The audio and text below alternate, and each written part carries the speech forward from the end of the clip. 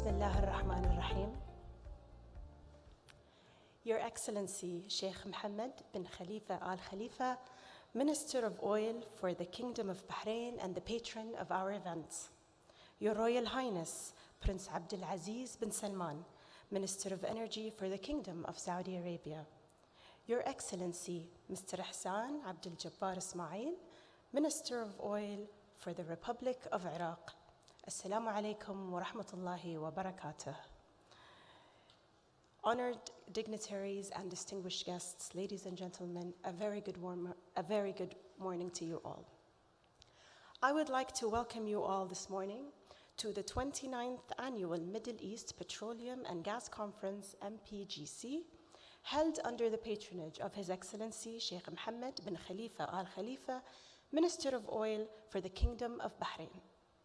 MPGC remains the region's longest annual oil and gas gathering, and this is the 6th time that this conference is being held in Bahrain in its 29-year history.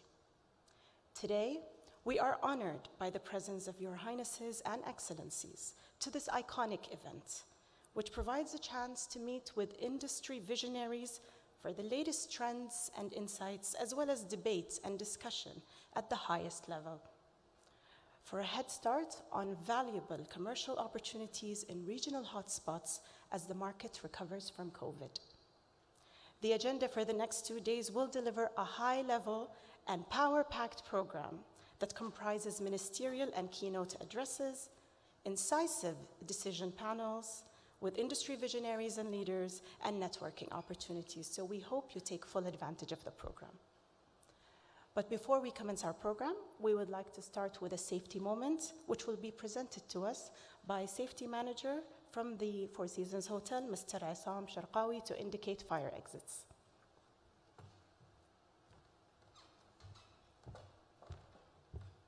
Good morning, ladies and gentlemen. On behalf of Four Seasons Hotel, I would like to thank all of you to attend this ceremony. My name is Assam Sharqawi. I'm the Safety Manager of Four Seasons Hotel Bahrain Bay. It's only brief about the safety precautions that we are following here in the hotel. In case we have any emergency, any fire alarm, you might hear 3 types of messages. First one is attention message. It's only attention message in case we have any fire alarm. No need to worry at all. Our response team will investigate the code of the alarm. Second message will be the clearance message in case we don't have anything. The third message will be the evacuation message. In case of evacuation, the system will be triggered, the audible system will work. So we encourage everyone to leave the premises through the nearest exit staircases. In that hall, we have many exit staircases. It's remarked by the sign markers, emergency sign markers. Please follow these marks outside to the premises. In case of fire, please don't use the elevator. Only we can use the staircases. We can gather at the assembly point, where will be at the jetty downstairs, or we can gather outside on the parking area. Thank you for all of you.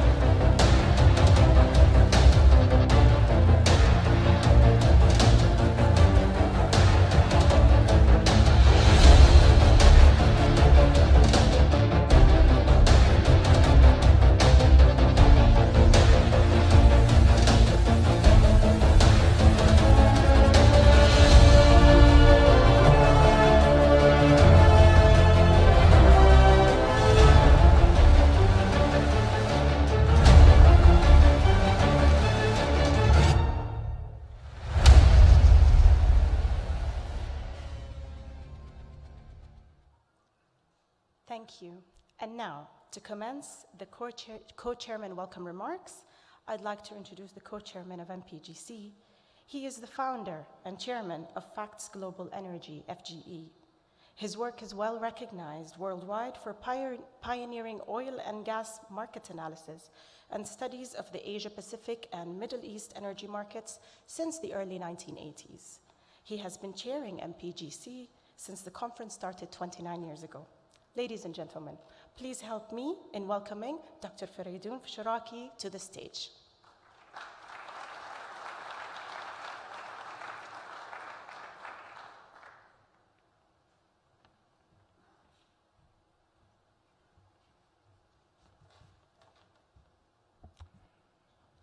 Highnesses, Excellencies, dear friends, it is my honor and privilege to be here for the 29th year.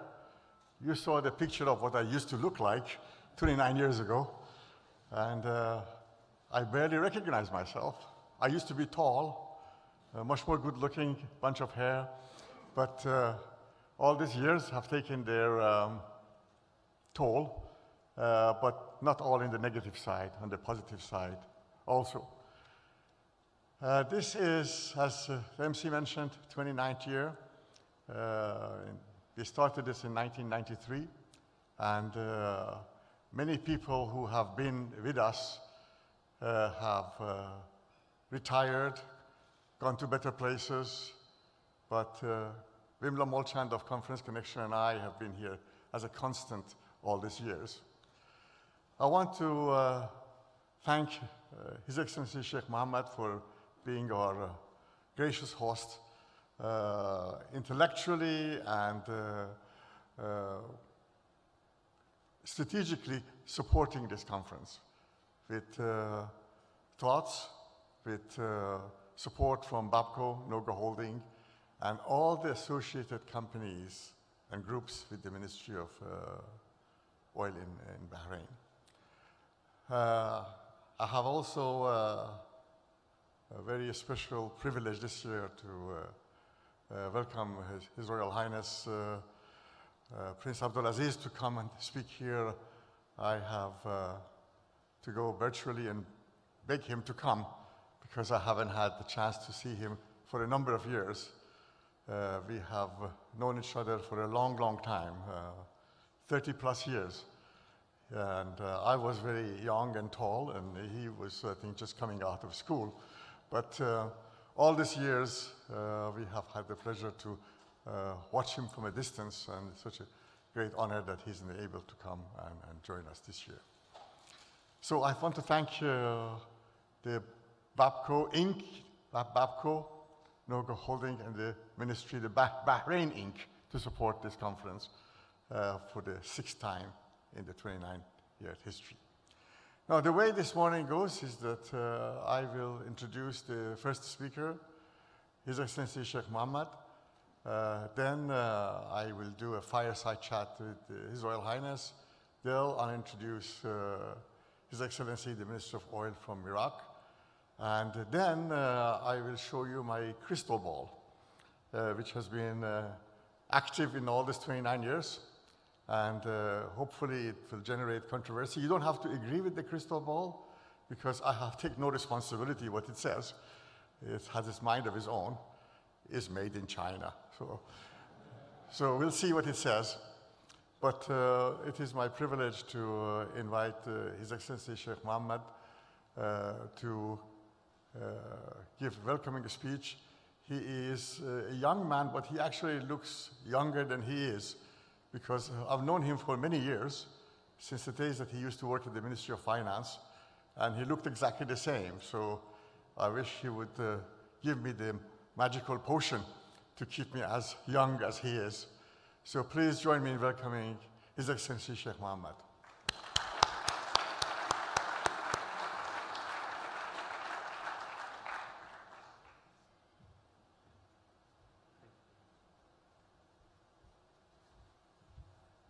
بسم الله الرحمن الرحيم. صاحب السمو الملكي الأمير عبد العزيز بن سلمان بن عبد العزيز، وزير الطاقة المملكة العربية السعودية الشقيقة، معالي الوزير إحسان عبد الجبار إسماعيل، وزير النفط جمهورية العراق الشقيق، أصحاب المعالي، حضورنا الكرام، أسعد الله صباحكم بكل خير. Truly an honor for us. It's MPGC this year is probably one to remember, because we have the steward of the oil industry, His Royal Highness, and the number 2 largest producer in OPEC, His Excellency Minister Ihsan. Professor Fasharaki, thank you very much. You haven't aged a bit. You look exactly like you did in the old pictures. You just paint your hair a little bit. And I actually changed. It's your eyesight that's not doing so well. That's probably the challenge there. So what's going on in the oil industry?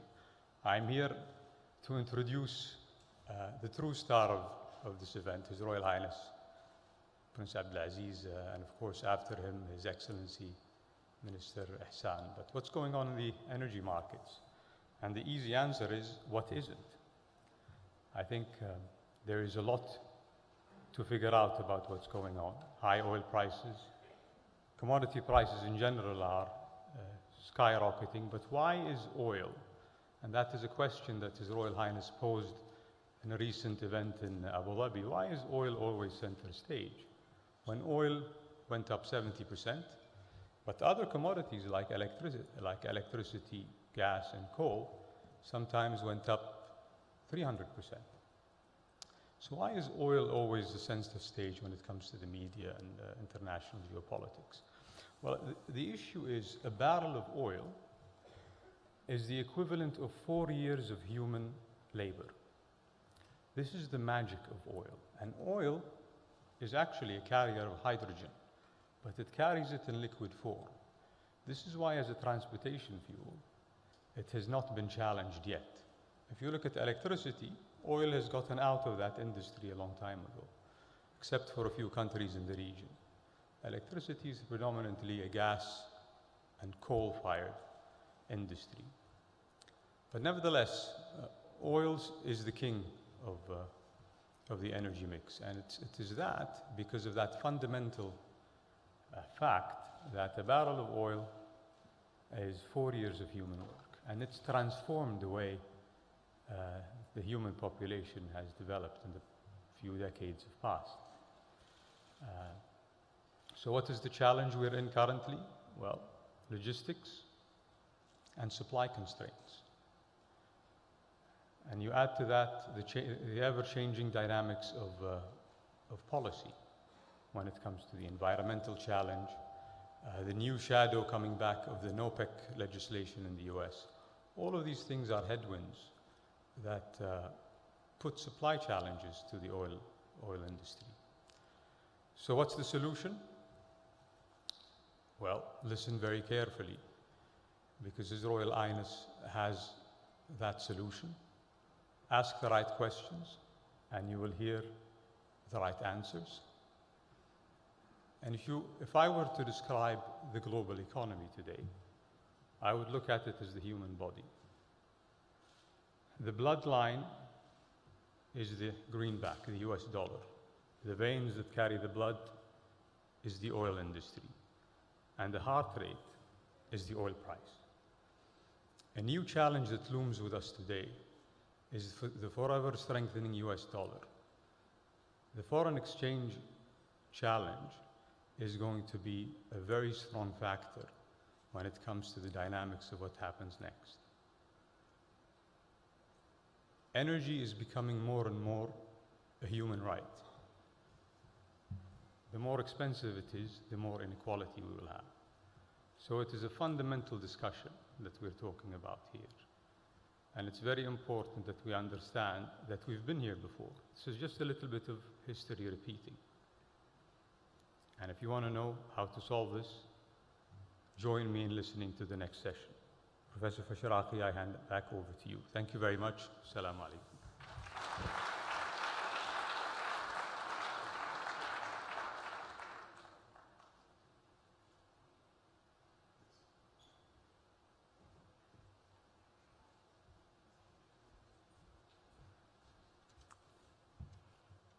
Thank you very much, Your Excellency, for your insightful comments. Now I'd like to invite His Royal Highness Prince Abdulaziz bin Salman to come and have a fireside chat with me.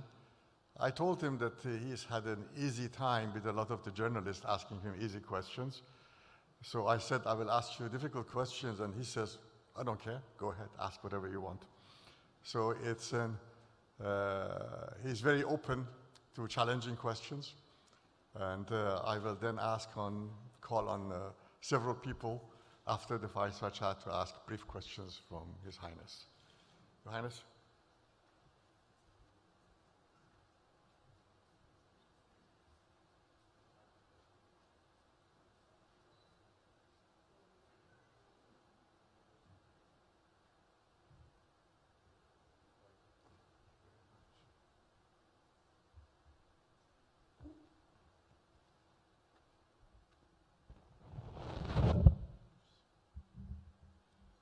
Your Highness, very nice to have you here, and thank you for being willing to have this fireside chat with me. I have asked my crystal ball, what would I ask His Highness? Came up with a list of 1,000 questions, so I have to summarize a few of it, and I put it to you. I guess the first question that I want to ask is that given expectations by crystal ball that the oil demand still grows a lot from where it is today, 8 to 10 million barrels per day in front of us, and we always worry about where the supplies will come from. And given the level of underinvestment, given the difficulty of adding substantial capacity today, I've heard from the press that Saudi Arabia plans to add sometimes 1.5 million barrels per day, I'm not sure which is the right number, to the capacity by 2027. Could you throw some light on the timing? Is it 1, is it 1.5? Are we at the limits, or are there even room for more? And with that question also, there is, my crystal ball said, please ask him, is the 12 million barrels per day sustainable capacity today, or is it a surge capacity? Lots of people ask this question, that can it really be sustained? And when we go to 13, can the 13 be sustained? And when we talk about sustained, are we talking about 1, 2, 3, 5 years? If you could share some ideas, please. Okay. Well, first of all, I can't help it being in Bahrain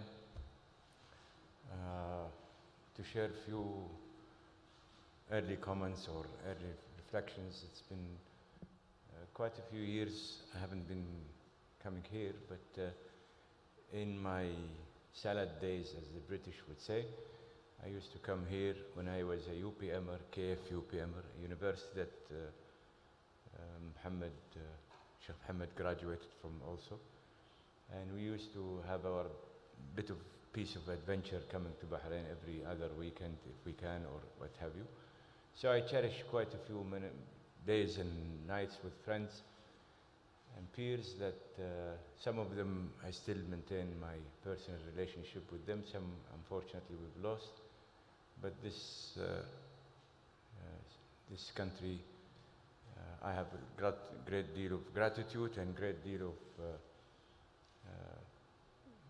nostalgic moments that it will always be with me. And what a country and what a people. They've always consistently been welcoming, civil, and it just, as a country, as a society, it just gives you that immediate, spontaneous click of sense of belonging. So I want to, on behalf of everybody here, just thank the leadership of Bahrain.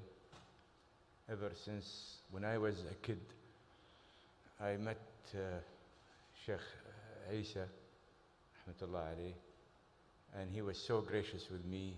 I chaired with Sheikh Mohammed an event that I will never forget, but it was in London. I also had a lengthy relationship with Sheikh Hamad, and of course, King Hamad, sorry, and Sheikh Salman.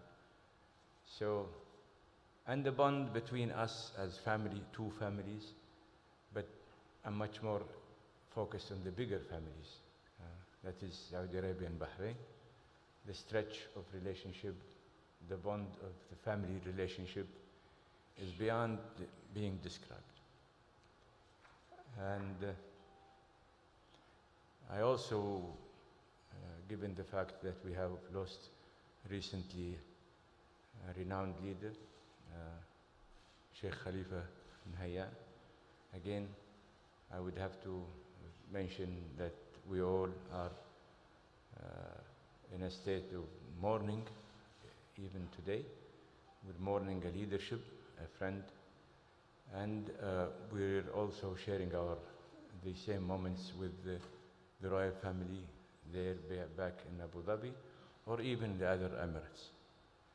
So again, it is nice to have a healthy, brotherly friendship, friendly neighborhood. Back to your crystal ball. I have given Faradon ever since early evening last night until this moment a type of excitement, but I have declared in front of our friends that were sitting in the other room a type of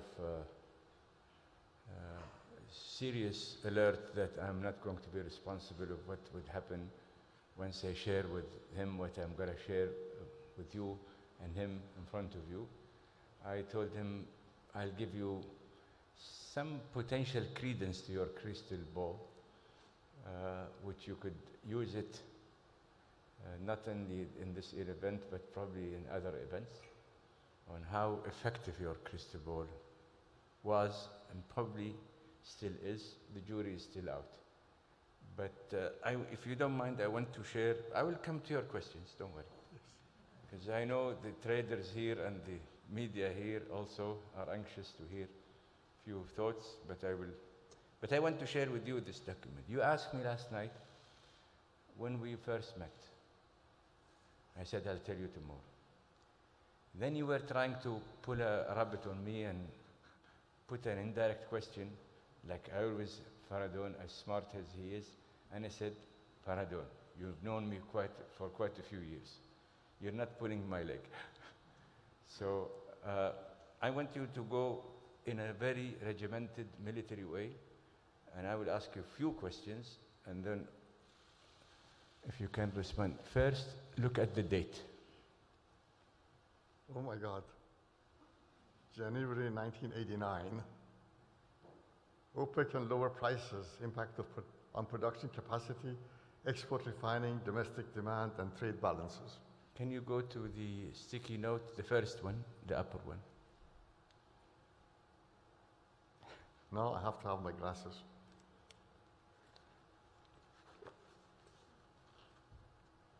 I always try to bring excitement, guys, because otherwise life will become boring. No, This is the top one? No, the sticky note, the yellow one. Can you open this one? No, this, yes. Who is the author?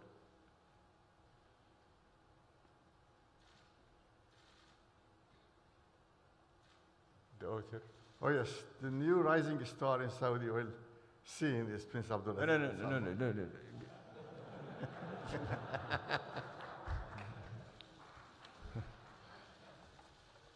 As always, Fahad made a goof.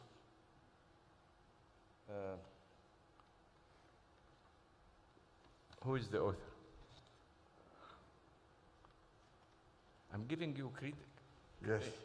Author is myself, Aiden Fashaki, David Fridley, David Isaac, Lisa Tato, Tom Wilson. Three That of was them. January 89. Giant 89, yes. Now, read the paragraph that you jumped. But the rising star, I said that you were. That was correct, huh? I'm just giving you a credential. Now, the jury is still out ever since January 89, whether I'm rising star or fading star or vanished start. Can I read what I wrote then? Prince Abdulaziz is an intelligent and sophisticated young man. Is well versed not only in the petroleum issues but also in international politics and security issues. Many in industry and government regard him as among the most influential men in Saudi oil scene. After the minister, now he is the minister. The prince is also highly respected in the international energy community.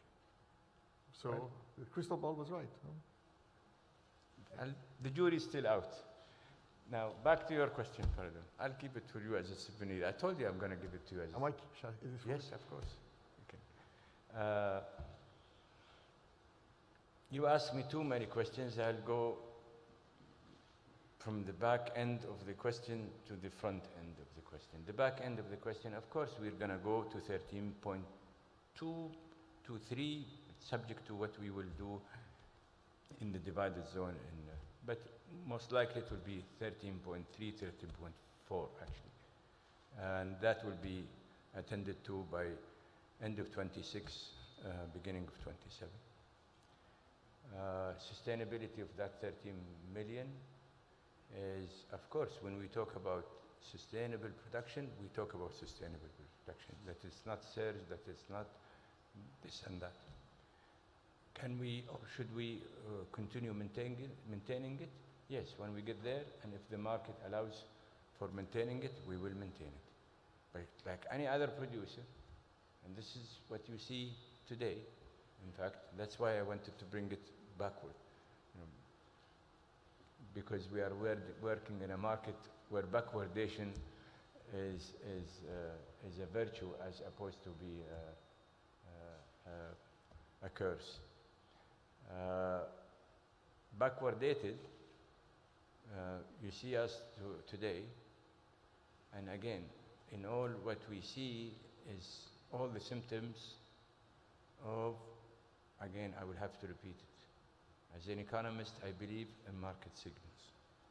As an economist, I believe in expectations. And if the market signals and if expectations are not encouraging, no industry will expand. In our industry, in energy in general, it becomes even much more emphasized because of the lead time that investment requires for it to happen.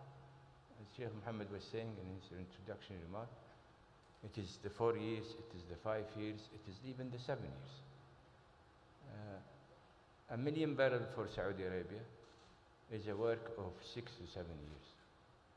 Because it is not about the will, it is not about the financial capabilities, it is about pre-engineering, engineering, manufacturing, pipes, drills, wells to be drilled, all of the above.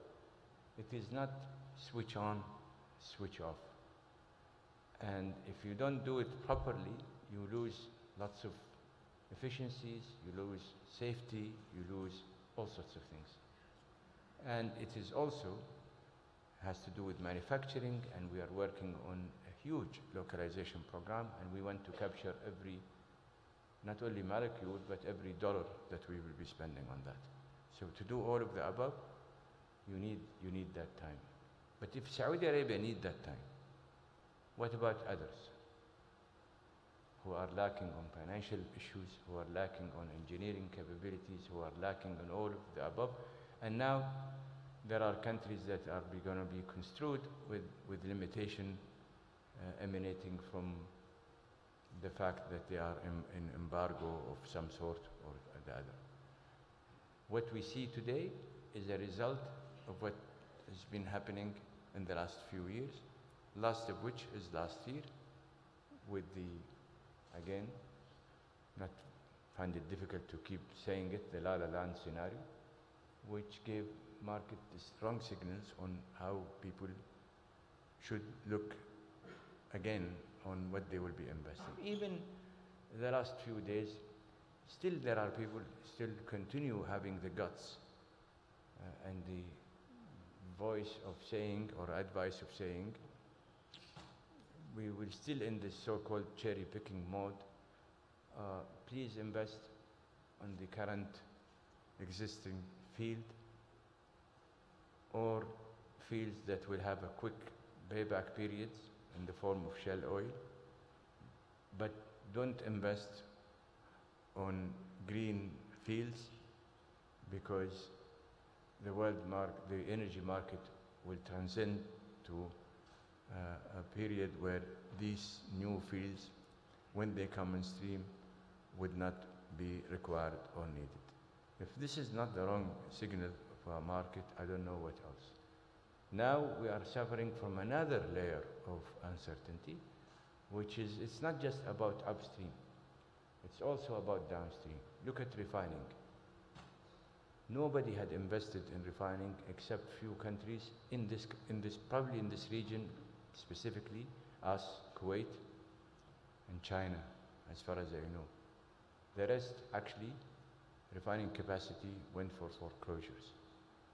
The US, Europe, and what have you. The jury, I've heard numbers here and there, but between PIW, they talk about 4 million. I think somewhere else they were talking about 2.5, 2.7. I think your number is around that vicinity. So when demand is growing, as a result of recovery from the pandemic, we're facing another reality that actually the facilities that can convert oil to usable products have shrunk, and actually they're shrinking. So is it an issue of crude availability? And the answer is no. Today, with all what we have done as OPEC+, with all also what the consuming country did in terms of releasing of SPRs, which is also, I have to, again, grind it into people's mind that it's also a type of market management. So we are not only OPEC that is trying to manage the markets, it's also the consumers have been participating in market management. So I don't know about this topic, whether if it's going to be inclusive of all or just those who are producing. But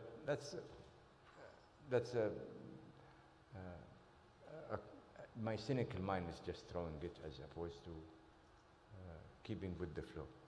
So I think, again, I will have to show a few, just 2-3 slides, just to, if you don't mind, Petroleum. Sure. Just to make the point. I don't know if we can click it here. Here you go. This is as fresh and as good as it gets. This is Friday. You know me, Petroleum. Never talked about prices, but I'm only putting it as it is. Yes. As good or as bad as it is. Look at LNG. Look at natural gas in the UK. Look at the US. Look at coal in EU. Look at coal in the US. And look at Brent. And look at the percentages. Now, can I ask our good audience here and those who are hearing me, who is doing a better job? OPEC Plus or unregulated markets? And look at the consequences of 300% to 196 and what have you. I also would like to show you the physical impediments that no producer can solve. Can we click to the other? Here you go. Luckily, I am with a group here that are veterans of industry. When did we ever, or when did we have seen in our life, at least in my 35 years in this business, and I don't want to say how many years you have had yourself, when did we have a 50 or 37, I think it's not appearing properly, but it's $47 of refining margin. 650% change between March and what it is today, or 650% between the average of the 5-year average and what it is today. What does this tell you? Simple.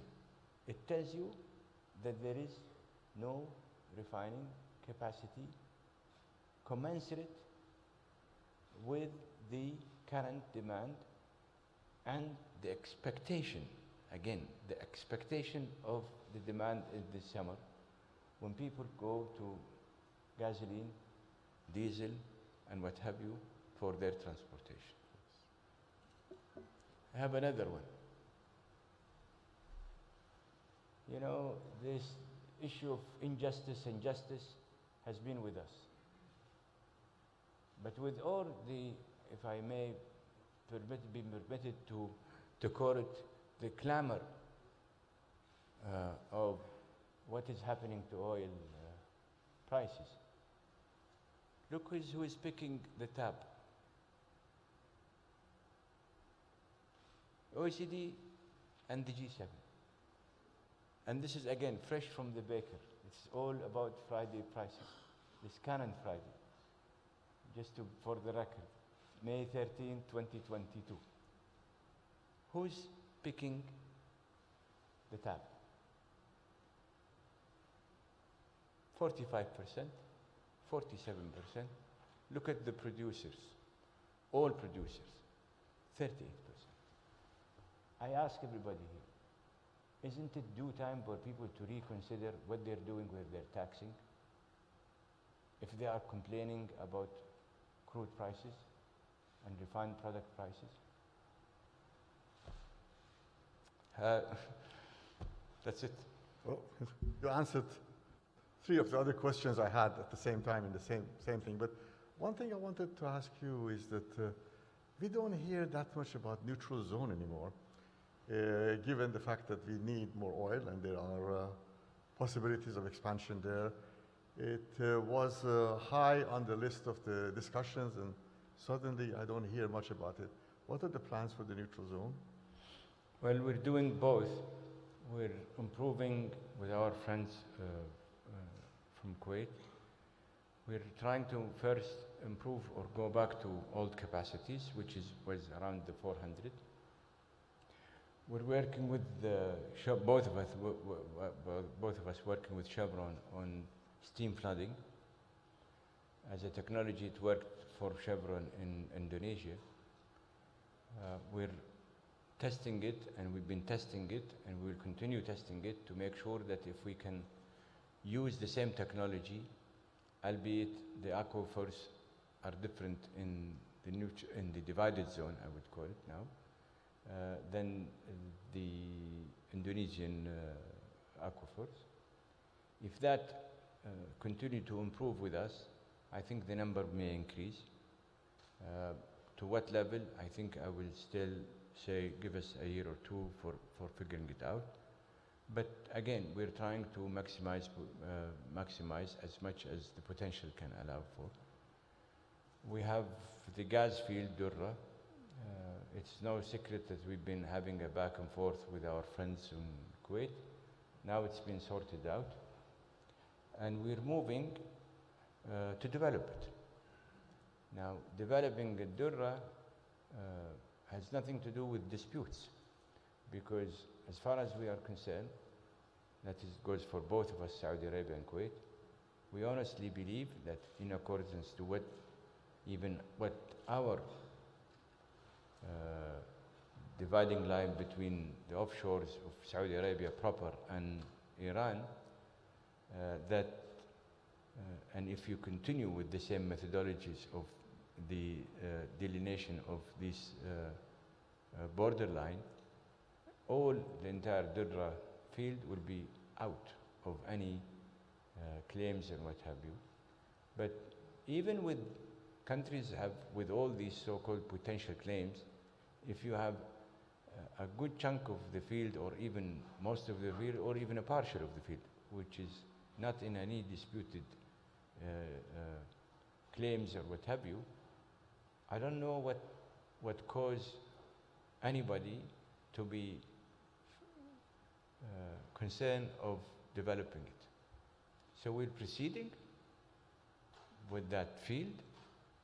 We've made joint public statements on encouraging Iran to come to the negotiating table if they claim that they have a piece of that and it remains a claim.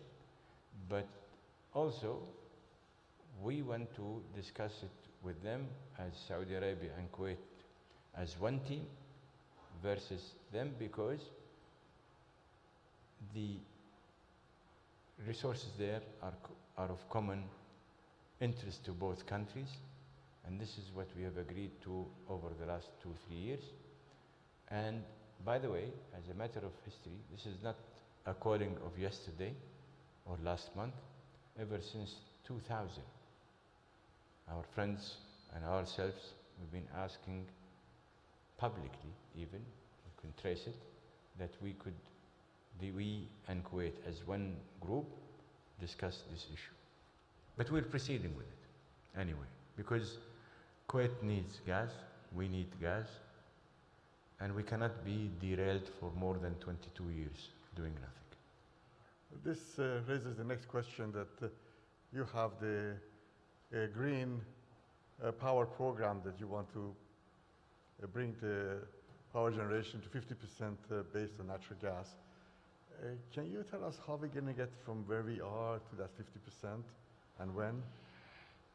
When 2030? How? Very simple, because we are probably the only country, I think also Iraq will have the same story, that given the fact that we have gas and we are burning now crude oil and fuel oil, in fact imported fuel oil, which adds to our misery at a high cost, that we figured out that there is triple win situation by investing in gas, converting your power sector to gas and renewable, and you have to be intricate with that because we want to do the 50-50, and that 50-50, by the way, could change if we are to be supported with technologies in batteries, because it is the issue of intermittence and what have you. So we want to be not adventurous as opposed to be careful. But the point is that with this burning of 1 million barrels in utilities, including desalination, the amount of oil that is being used at domestic prices is truly prohibitive and should not be continued. Which, by the way, add to our capacity. Yes, of course. If we save that million, and if we convert it to international market, we are actually adding 1 million barrels of excess capacity, export excess capacity. So it is the two things on one. It is going to be the million that the people see on the 13 something, plus the additional million of savings. Now, in addition to that, the price differential for the government of Saudi Arabia would mean that there will be an ample amount of money, dependent on how oil prices will be in the next few years. But whatever it is, it certainly would be way much higher than the $6 that they are burning for now. And therefore, we will have the means to use some of these funds into investing into the gas. That's why Jafurah is coming. That's why we are expanding the gas pipeline system. That's why we are taking it all the way to the southern area, which is Jazan. And that's why we are going to expand on the renewable. And by the way, the propelling or rippling effect is that's why we are creating probably the biggest localization program that you could think of in Saudi Arabia when it comes to renewable, gas, oil, and what have you. And the other winning thing is that's why in the Green Initiative, which we hosted, Crown Prince Mohammed has hosted in October last year, and will be hosting this year, that's why we came up with the 278 million tons of savings, carbon savings, as a result of these activities. Most of it would rely or is a product of this program. So this is where we have the win-win-win situation. Emission reductions by an unprecedented number from a producing country as big as Saudi Arabia. Saving of millions of dollars that went to waste, and making our power sector much more efficient, much more effective, and in all of the above, we're creating a lollipop, if you could call it, which is additional money that may go to the coffers of the government and get to be spent on different things.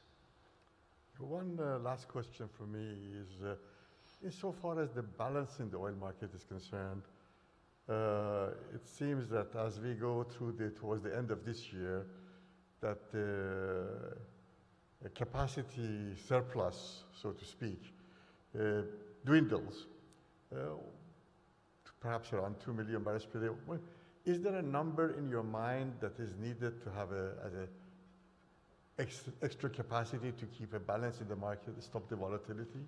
Is 2 million the right number? I don't think there is a rocket science that can give you that. I think, again, I keep telling everybody, all markets are driven by expectations. I think there is an ample amount of people in trading, in the trading industry in this room that can validate that. So it's all about expectations. So at a time like this, you need more excess capacity to give people the comfort that they have the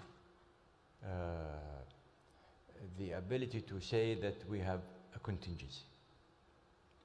But with what is going on now, when you have, as you have rightly said, it is bordering the 2 to 3 million, the jury is still out, and you are running out of SPRs too, and you are running out of refining capacity, and you are running out of pipeline capacities because of what is happening in Europe, and you are running out of manufacturing capacity, human resource capacity. I mean, even friends that I talk to in the shell industry, they're coming out in the public by saying, you know, again, it is supply chain issues, manufacturers' issues, and cost factors. As a result, cost factor at all levels. So what I just showed you on refining is not just a phenomenon. It is in every piece, including services, costs are rising, and costs are rising because of the lack of existence of capacity, and I will repeat it. The world needs to attend to a serious issue. Capacities at all levels, at all services that are rendered to be serving the energy industry, we're running out of capacity. And supply chain issues are even propelling that impact even more seriously. It is not an issue of an OPEC plus. It is an issue for the world, the entire world, to attend to, because no one is not going to be impacted, including the producing countries. Thank you very much, Your Royal Highness. I wanted to call on 3 people for very brief questions. And I told them, they said, well, is there a question to be asked? I said, no, this is not a fixed question. Ask whatever you like. So I call on Mr. Mike Muller first. Is there a microphone to be brought to here? Mike is the president of VTOL Asia and one of the top traders in this region. That's very kind. Thank you, Fredo. Every week I see a statement from you. Yes. No, every month. Depends on how VTOL position itself in the market. Always neutral. Your Excellency. Absolutely. That's why sometimes in 1 week you say, we think we should go long, and the other week we think the market is Too long. too long. Too long to be long. Faridan put me on the spot and asked me to ask a question. I guess in light of the most recent news, congratulations on the terrific results from Aramco and being number one, overtaking Apple again.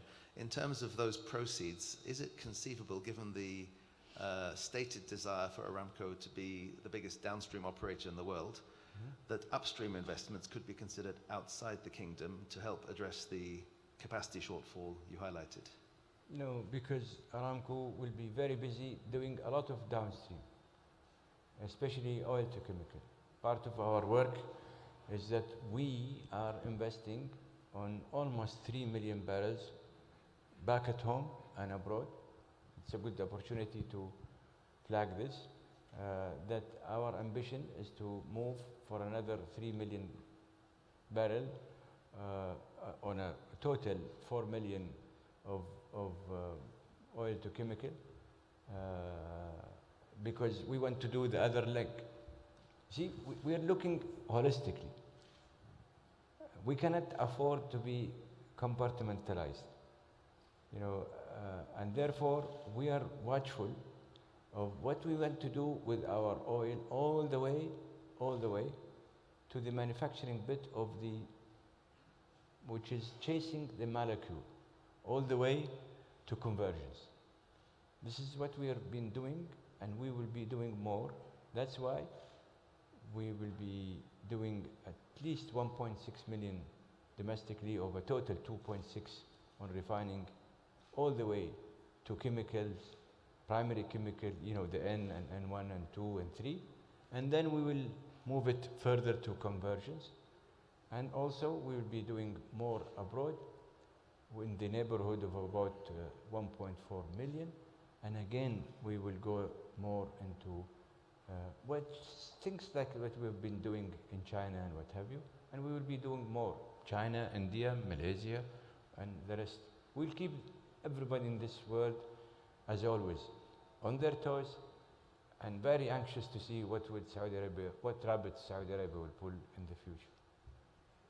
If I just may ask the upstream question again, thank you for the 13.3, 13.4 figure. We have no penny to waste on anywhere else than Saudi Arabia. That's clear. Thank you, sir. Everybody should do his own homework. We're busy. Would it be pushing it to ask if the 13.3, 13.4 is by 2027, and as Faridan says, the world needs another 8 or 9 or 10 million barrels per day, that capacity cannot come from shale. Is there a target for the 2030s for the kingdom that you can share? Can everybody help us, giving us the right market signals? Again, it is the market signals. When people are talking about transitioning and cherry picking, only don't do development but existing field. Don't spend your money on anything that would not deliver you a quick payback. This is not proper market signals.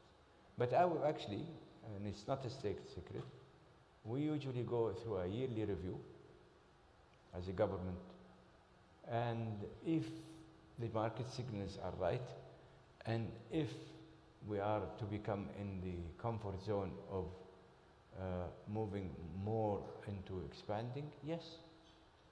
But again, the whole world need the right market signals, need the clarity of policy. You cannot tell manufacturers, refiners, upstreamers, downstreamers that this is going to be a prohibited industry and financing will be tight and what have you, and all of the above, and you create that environment, and yet you're mesmerized when people are not investing, when people are holding into their money, wanting to see what will happen and what kind of market signals, clear market signals that will induce them, persuade them to invest, or discouraging them from investment. So I would encourage policymakers is to come out of the closet and speak up and say, we need it. I was very encouraged with the British government recently. I was very encouraged with the statement that the Minister of Energy and Trade and what have you Yes, he's a personal friend, but he truly came out with a statement that is responsible enough, clear enough, and if everybody can speak up and come to reality, skip the la la land, I think we'll be in a better shape to attend to the future. But certainly, no one has a quick remedy of today. Thank you very much. Can I call on Mr. Thomas Weimel? He is the president of Total Trading in Geneva. Good morning, Your Highness. It's Total Energies for Eden Total by Energies, now, yes. right? But Patrick, Energies. but Patrick will have a cardiac. Exactly. Yeah. You need to preserve Patrick, so please say Total Energies. Yes. You've shown us a very comprehensive slides on the very high volatility of gas and power that we've seen in the last few months. Do you think that these extreme market conditions on power and gas are going to contribute to acceleration of the energy transition as it benefited the producers, or on the opposite, it's going to slow down the transition as the consumers are seeing that these energies are are more volatile than oil is? Thank you. Well, luckily, I'm talking to Total, which Total is still working also on renewable. In fact, it's working in Saudi Arabia. We have a project with Total. And if you talk to your friends at the renewable, they will tell you they're having an extreme situation also on supply chain issues. We're going through reviews as we speak today because of that. Look at how much price curves have moved over the last 2 years. We're not talking about 10 years. We see things as we see it today. There are, cost curves that had gone the 34, the 50%, 40%, and you cannot assume that renewable will be disassociated from this holistic phenomena. So while we are seeing, yes, LNG, natural gas and coal, but my cynical mind, because I have a bit of a Frenchness in my cynical mind, how on earth people with a straight face can say we are transitioning when they are buying coal for almost 4 times what it is and burning coal, and yet saying to a country like France, don't you ever produce nuclear? If this is not a contradiction, I don't know the meaning of contradiction. But you see, this is the hard core of reality when it falls unexpectedly. People, human, will have to fend for themselves, realizing that there are priorities to attend to. What we're going through now is an apologetic approach to because somebody cannot afford politically to say, we've got it wrong, we need to reassess. Yes, I have, a year ago, I kept saying, what is this word about transitioning? Ever since mankind was brought from heaven to earth, the whole world is transitioning. I cannot think of a day that the world did not transition into something else. So what is it about transitioning that says I have to dishonor the past completely and move to a future which I'm not capable yet of asserting or assuring that I can get to it? So what you do is you up the ante, and then it becomes politically correct.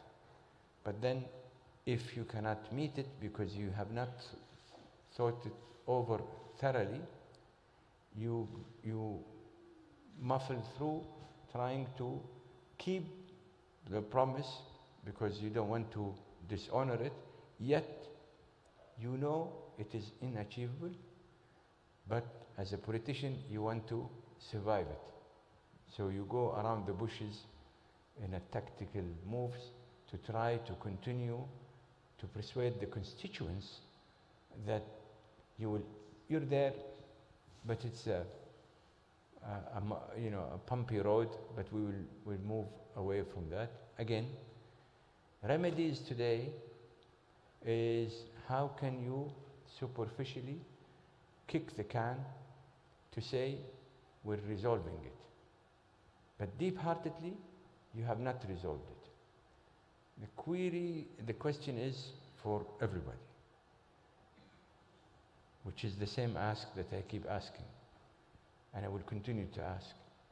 Are we to attend to an energy crisis properly, or is energy crisis attendance is nothing more than kicking the can, and as long as you can convince people that the solution is coming, but the solution is not coming, actually the problem is being continuously going to be aggravated, and the consequences of it will become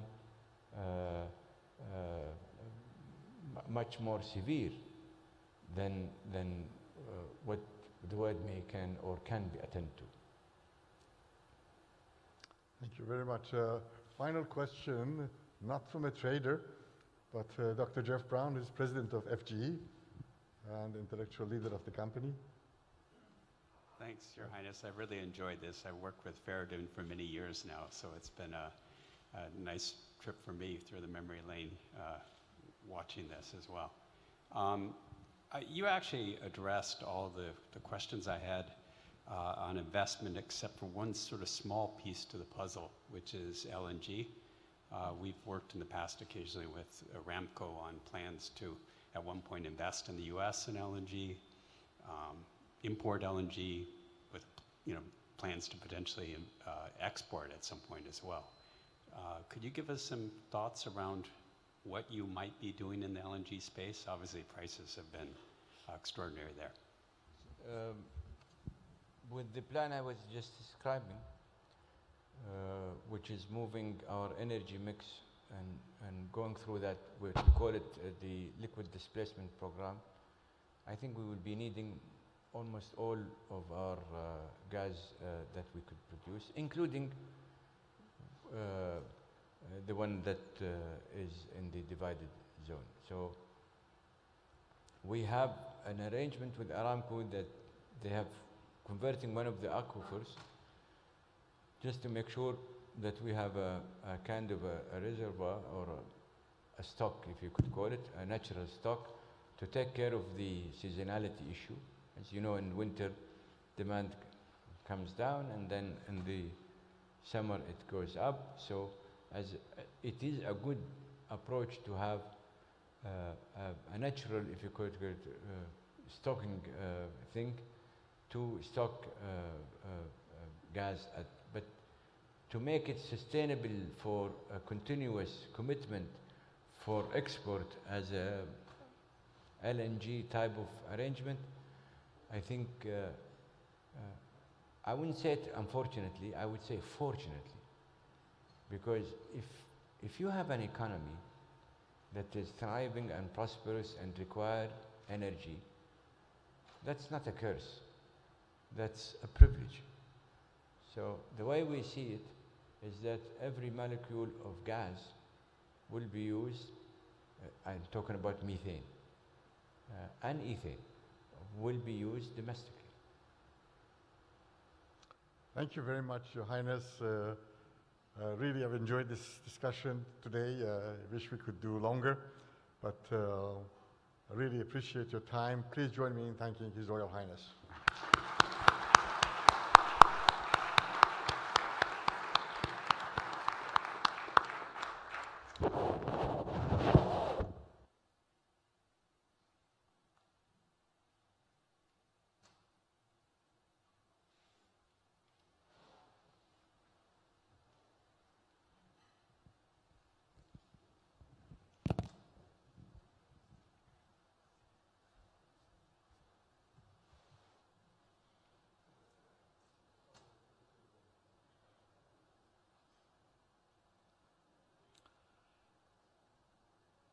Thank you again, Your Highness. We now move to the OPEC's second largest producer, Republic of Iraq. We would like to invite His Excellency, the Minister of Oil from Iraq, to be able to come to the podium and share his views with us. Please welcome His Excellency, the Minister of Oil from Iraq.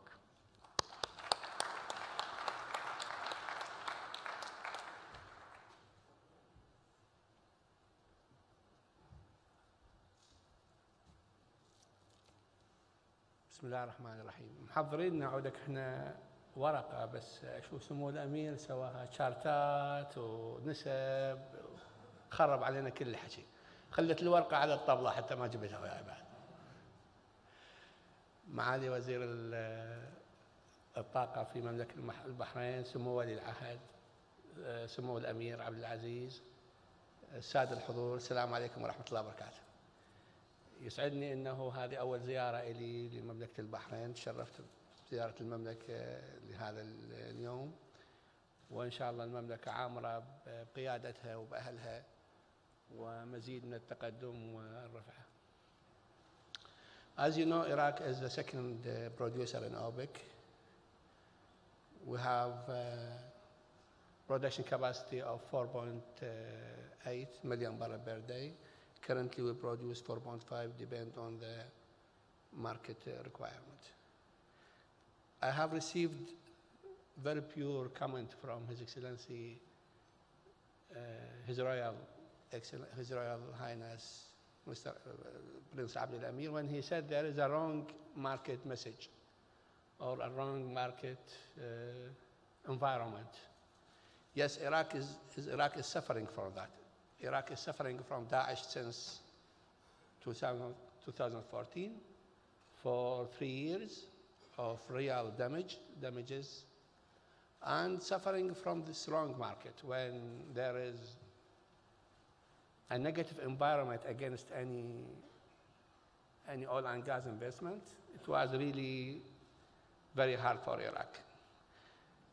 In the end, I can say that Iraq is covering this period with 2020 new vision, 2020-2030.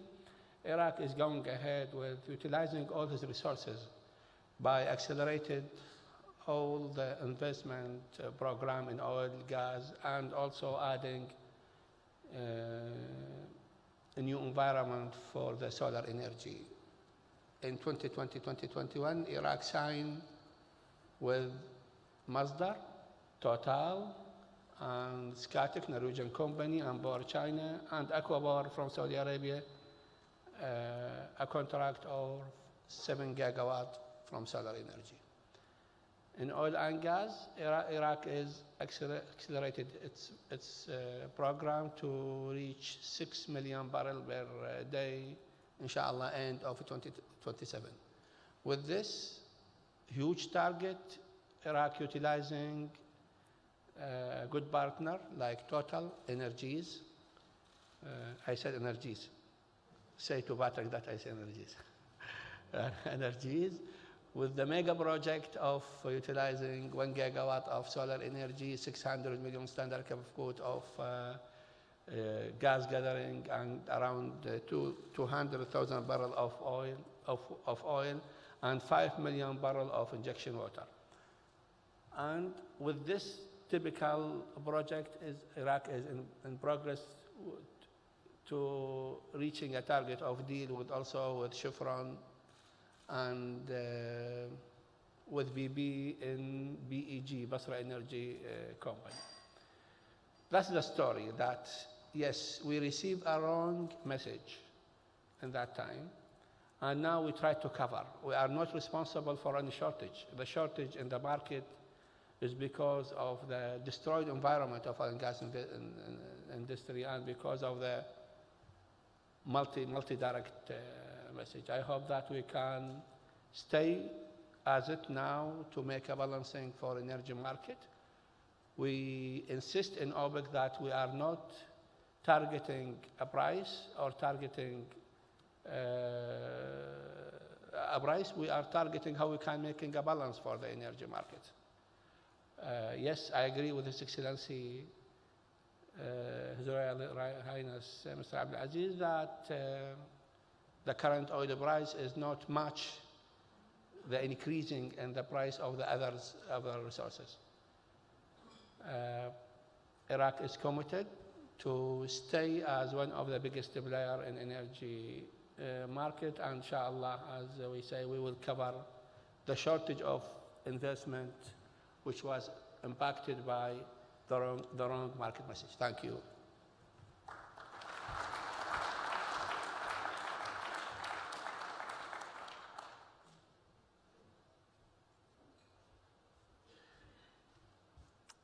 Thank you very much, Your Excellency. Appreciate your insightful comments. Now it's time for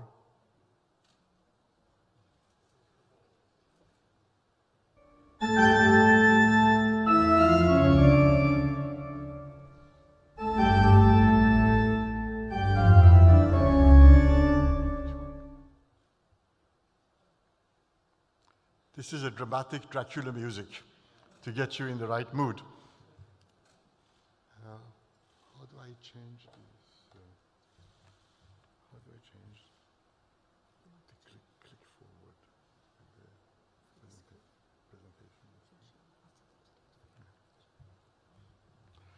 Okay, if we start the first page.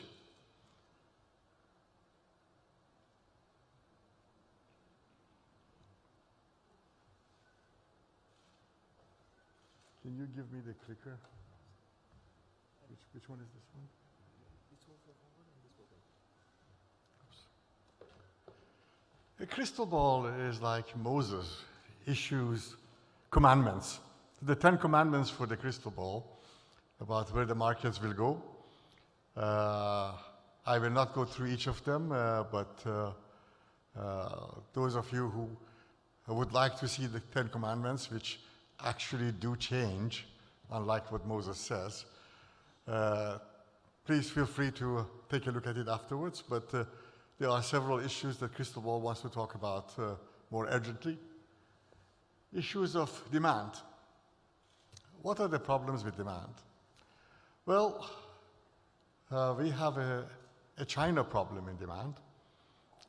Zero COVID policy in China is very unpredictable because you can't stop the virus from moving. The crystal ball says that we've lost about 1.5 million barrels per day of demand in April. In May, 1.2, 1.3. In June, maybe 500,000 barrels per day to 1 million, but we don't know for sure, because if the COVID moves from one city to another city and we have lockdown after lockdown, we could be looking at 1 million barrels per day or 1.5 million barrels per day of demand loss because of China alone. So this issue is a very big deal. Crystal Ball is very worried about China's policy. And second concern, of course, is high prices result in demand destruction. But ability to pay has gone up. The market can tolerate $80 to $90 oil. The crystal ball says, don't think about the $60, $70 tolerance limits. The tolerance limits have gone up. But if the prices are consistently above $100 a barrel, there would be demand destruction. Question is, how much demand destruction are we looking at? Crystal Ball says about 1.5 million barrels per day if the prices are consistently above $100 a barrel. That means that according to the Crystal Ball, the demand growth in 2022 would be 2.8 million barrels per day, a lot more than the IEA says, and 2.4 million barrels per day in 2023. Crystal Ball thinks that between 2022 and 2030, we have 8 million barrels per day of demand growth, and to be followed by another 2 million barrels per day of demand growth to 2030s before the demand peaks. And the demand will peak first for gasoline, then for diesel, and then eventually for all of oil. But after the peak, the demand decline is very, very slow. No collapse in demand. Crystal Ball says maybe 400,000 or 500,000 barrels per day demand decline. So When we are at 110 million barrels per day by 2030 or 32, then it would take us 10, 15 years to get back to where we were in 2019. So there is, those who wish to have a collapse in the oil demand will be disappointed because it's not going to fall. A crystal ball is confident that this is going to be very slow decline and the business remains big and long-term very successful. Concern 3 is economic slowdown. Are we going to have a big recession? Maybe. 7 rate increases by the Federal Reserve in the US. The volatility in the market, the volatility in the stock market, the commodities, and all of the above concerns of 1 and 2 can result in a substantial recession. If that happens, of course, demand will be impacted, as demand for everything will be impacted, not just for oil. Demand for everything will be impacted. But these are the demand concerns of the crystal ball. Then the supply concerns. Challenges in how much supply is going to be around. We discussed this during the discussion with His Royal Highness. There is a problem of supply, and the problem of supply would be definitely exaggerated because of the issues which relate to Russia. Of course, what happened in Russia is that on the oil side, on the crude oil side, if people don't want to buy Russian oil, it still moves outside. The oil market is like a big swimming pool. You take one bucket from this side, put it in the other bucket, still the same swimming pool, and a little bit less water, but you can still manage in that system. But the OPEC plus spare capacity is a cause of concern for crystal ball, that you gradually reaching certain levels which would make the market very much squeezed. And it goes back to the issues of underinvestment that we had discussed earlier. Now, the Ukraine crisis, and the Russia story is pretty simple. 7 million barrels per day of exports, 5 million of crude, and 2 million of products. Most of the squeeze is on the product side. Crystal ball says, look at the gas oil margins. Nobody's ever seen anything like it, because the Russian exports of refined products to Europe have been squeezed, and it is all self-sanctioning. You want to hurt yourself? Be my guest. Go forward. But we have sanctions of Russian oil is like punching yourself in the face. And if you want to hurt, then please go ahead and do it. The world cannot do without Russian oil and gas. This is the bottom line of the crystal ball, no matter how you do it. And the stories we hear that, okay, we just replaced the Russian oil with something else. With what? 7 million barrels per day you want to replace with somebody else's? Where is the 7 million barrels per day in the market? And the amazing story is that I see a lot of the European leaders saying that we have to teach the Russians a lesson by not buying their oil. Well, actually, we estimate that additional revenues to Russia from oil and gas is between $50 to $100 billion this year. So sanctions make the Russians rich. They don't punish the Russians. So according to the crystal ball, following a lot of the emotions and anger with the Ukraine crisis and bringing that to the oil business is the wrong way to do business. You cannot sanction Russia, Venezuela, and Iran indefinitely without putting the global economy at risk. That's what crystal ball says. 3 major oil producers, I don't want your oil. I don't want your oil. I don't want coal from here. I don't want nuclear from there. So what do you want? The oil market fundamentals, according to crystal ball, support $85 a barrel oil. Any higher price is a self-inflicted wound. So whenever somebody pays over $100, it's because of results of their own action, not because of the results of the market fundamentals. Now, there was a discussion previously about the refining. Usually, when crude oil prices are up, refining margins are down. That's how the business has worked all these years. This time is different. Closures of some 4 million barrels per day of refining capacity, which is what the crystal ball estimates, and the ESG concern, plus China reducing product exports by over 500,000 barrels per day, plus the return of demand, all have resulted in the spectacular margins. The China story is a very important story. China exported 1 million barrels per day of gasoline and diesel in 2019. Today, 400,000 or 500,000 barrels per day. By 2025, zero. It is a matter of decision-making in Chinese leadership that I don't want to buy oil from Saudi Arabia, make it the refined products and export it. And so, Your Royal Highness, if the exports to China go down, it's not because their demand has gone down, because they are cutting their exports by 1 million barrels per day as a matter of policy rather than economics. Of course, self-sanctions of Russian products have added to the momentum. There are some problems. There are some refineries coming on in the Middle East. In Malaysia, the old refinery, rapid refinery in Malaysia, finally is coming back. Jizan is finally operational. Al-Zur in Kuwait, some delays, but it's coming. And next year, Duqm refinery will be in the market. So there will be some headwinds in the middle of 2023, 22 to 23. But beyond 2024 is clear sailing. As of today, we don't have any firm plans for building refining capacity anywhere in the world. There are some in China, but they're all petrochemical based. 60 to 70% of the refinery yield will go to petrochemical feed. Very little impact on transport fuels. So Crystal Ball put this chart together, showing that there is so little refining capacity coming.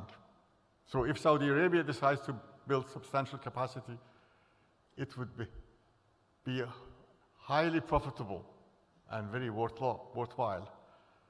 As you said, Your Royal Highness, that underinvestment in refining is much more severe, according to Crystal Ball, than the underinvestment in upstream. So if you believe the Crystal Ball's growth of 10 million barrels per day of demand, and you don't have refining supply, we're going to looking at the golden age for refining capacity over 2024 and 2030. And the only challenge to that would be exports from US and Europe, where their own demand will be declining substantially, and they have refining capacity to export. But otherwise, everybody else would be very tight, and the utilization of capacity would be very, very high. What about natural gas and LNG? Well, oil demand peaks in 2030s, but LNG demand late 2040s. Oil is like dating. LNG is like getting married. LNG needs infrastructure. It needs the house, it needs the furniture, it needs the children, it needs the car. These are all long-term commitments. And what the Europeans have done, basically they have committed to very commoditized gas. They want to buy it as a commodity whenever they want it. If they don't want it, I don't want it. I won't take it. Well, I'm sorry, it doesn't work this way. If you want to get away from the Russian gas, you have to make long-term commitments. As I mentioned, the oil markets are like a big swimming pool. Gas markets are like multiple pools, which are not well connected. You can have different prices in different markets, but they are not one big pool like the oil market. When it comes to natural gas, Europe takes center stage. Most in Europe buy gas on spot prices as commoditized fuel. In Asia, more than 75% of LNG supplies are long-term contracts, mostly oil indexed, some indexed to Henry Hub. Many of the Asians think that oil indexation is good for them because oil has OPEC, gas has nobody. Gas can go everywhere to the $200 a barrel oil equivalent today. As His Royal Highness said, OPEC keeps a balance in the market. If the price of oil goes to $200 a barrel, there will be substantial repercussions in the world. So if you sell your gas indexed to the price of oil, you have a security of supply, security of price already locked in. The European spot price TTF and Asian spot price JKM are structurally linked. European carbon taxes and Ukraine-related issues lifted TTF prices to over $35 a million BTU, $200 oil equivalent. US prices in Henry Hub are partially disconnected from the world market. Can Europe wean itself off Russian gas? Crystal ball says no, cannot. I don't care how many leaders sign documents, how many leaders, prime ministers promise, it cannot be done. To wean it off Russia, Europe needs to pursue a combination of the following. Bring up to 150 million tons of new LNG. Who has it? Who has 150 million tons? Build multiple new LNG import terminals. Give up anti-nuclear stand. Give up commoditization of gas. Commit to oil or Henry Hub index long-term contract. This is a tall order and unlikely. When the German minister goes to Doha, says, can I please get some LNG? The answer from the minister said, of course, sign a 20-year contract with oil index, I'll give it to you. Oh, but Your Excellency, we don't want to buy it like this. If you don't want to buy it like this, then there is no gas, I'm afraid. Or the other option is, going to crystal ball, let gas prices rise to $50 a million BTU, which is $350 a barrel oil equivalent, damaging European global economies and bankrupting many utilities. So you don't want the Russian gas, this is the consequence. This will cause intense pain in the markets.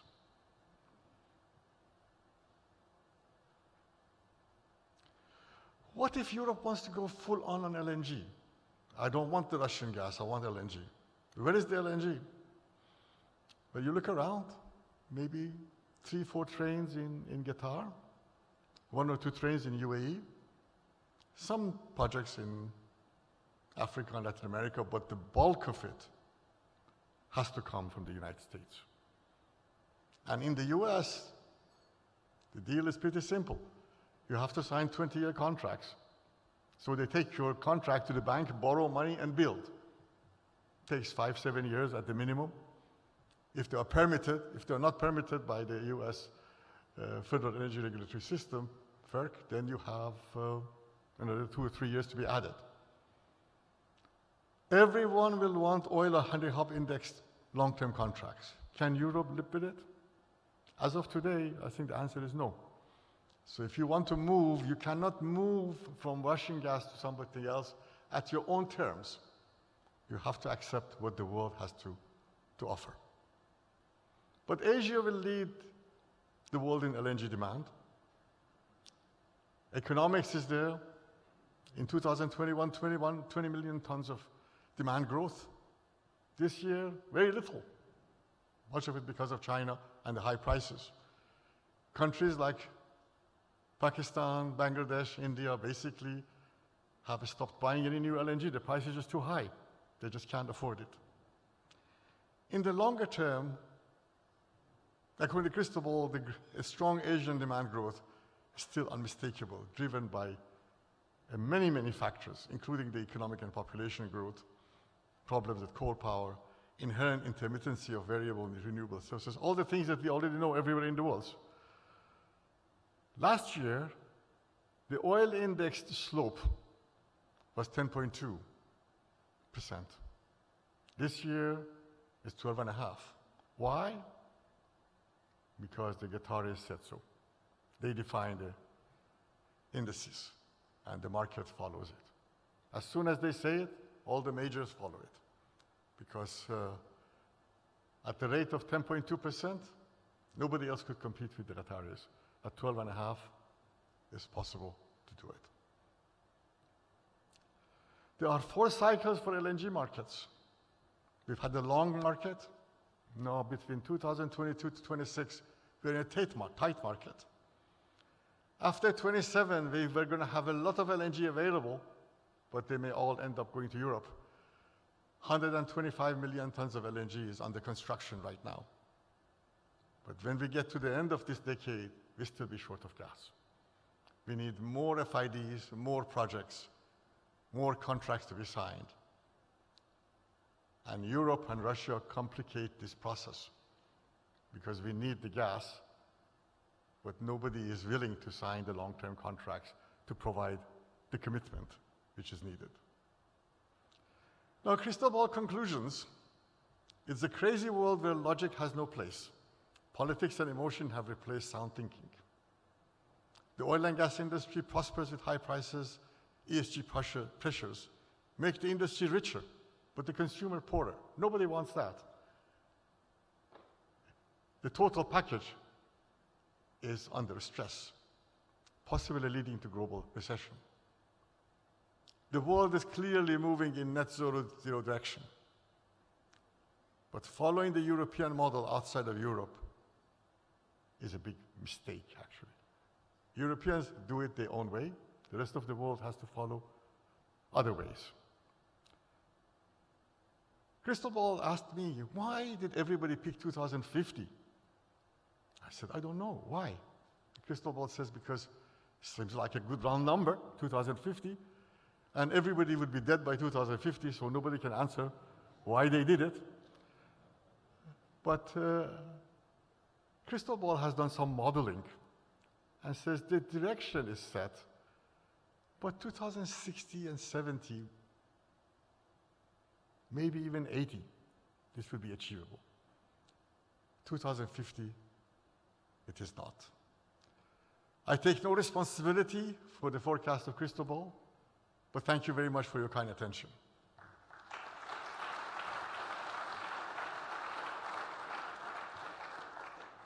Now we're going to take a 30-minute break, please.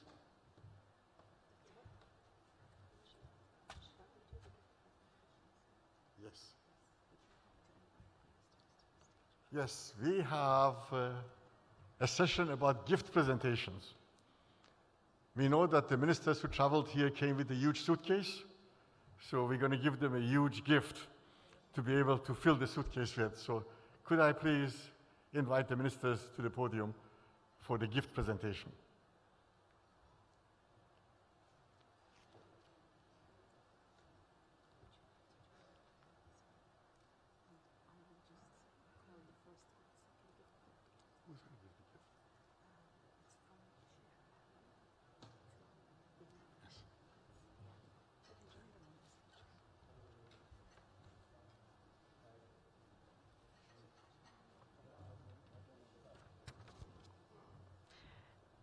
The first gift presentation is presented to His Royal Highness Prince Abdulaziz bin Salman, Minister of Energy for the Kingdom of Saudi Arabia, as a humble token of appreciation for His Royal Highness's kind participation in the conference.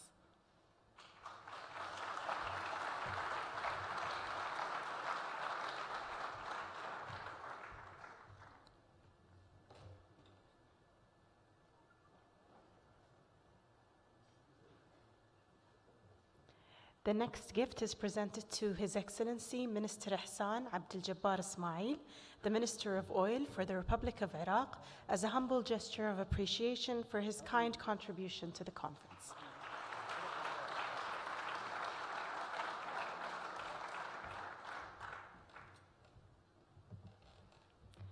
And the next and final gift is presented to His Excellency Sheikh Mohammed bin Khalifa Al Khalifa, Minister of Oil for the Kingdom of Bahrain, as a small token of appreciation for his generous patronage of the Middle East Petroleum and Gas Conference 2022.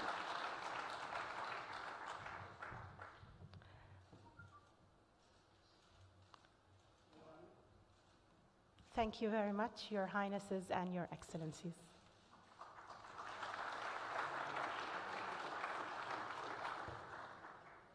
And with that, ladies and gentlemen, we conclude the official opening of the MPGC 2022 conference. Thank you for your attention. We will take a 30-minute coffee break and come back. Thank you.